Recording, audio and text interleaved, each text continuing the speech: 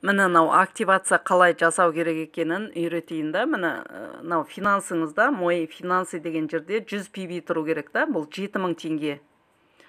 Міне менің активациям 4 апрель деп тұр да, бүгін уже сары жанып тұр.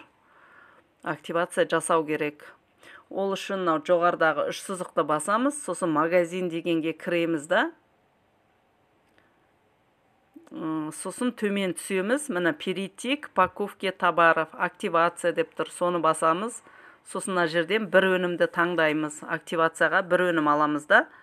Міне өнімді таңдадық, төмен қартай түсеміз, продолжитті басамыз.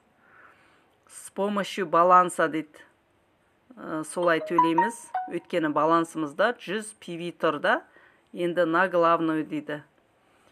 Болды, міне көздеріңізше жасалды. Енді міне 5 майда да дата активация. Міне кешбегіміз түсті 15 PV.